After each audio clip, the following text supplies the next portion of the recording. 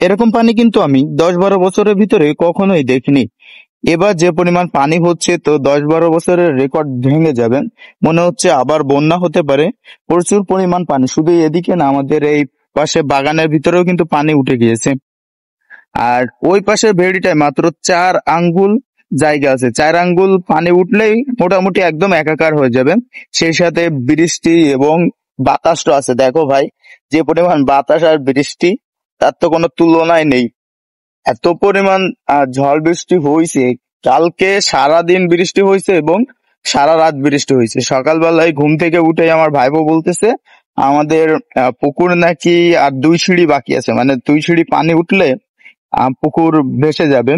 Already আমাদের বাসায় মানে উঠোনে পানি উঠে গেছে। এই বাগানে আমি 10-12 বছর কিন্তু কোনো সময় পানি উঠতে দেখিনি, তো এই বাগানের ভিতরেও পানি উঠে গেছে। তো অবস্থা খুবই খারাপ। আর আমাদের পুকুরটা বুড়ে গেলে আসলে অনেক লস হয়ে যাবে, কেননা আমরা কিন্তু জীবনে এই প্রথমবার পুকুরে খাবার টাবার দিয়ে মাছ একটু বড় সড়ো করছিলাম, যে বিক্রি টিক্রি করে একটু লাভ হবে। আর আমরা ন্যাচারাল খাবারই খাওয়াইছিলাম, কেননা এই পুকুরের মাছ আমরাই খাই।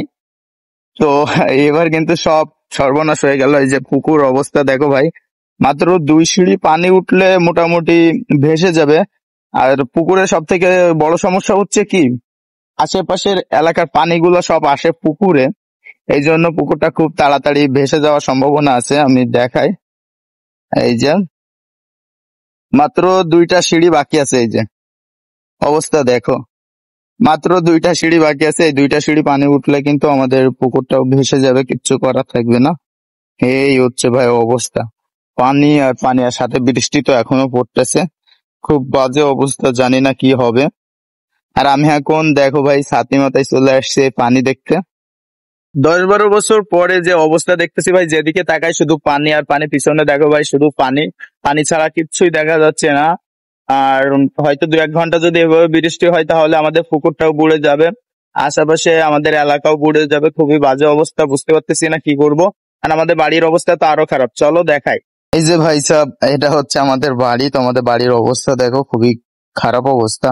বাড়ির ভিতরে কিন্তু পানি চলে আসছে।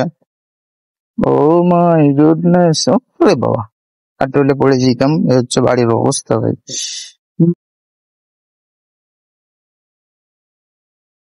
Ma, vivo io, che va,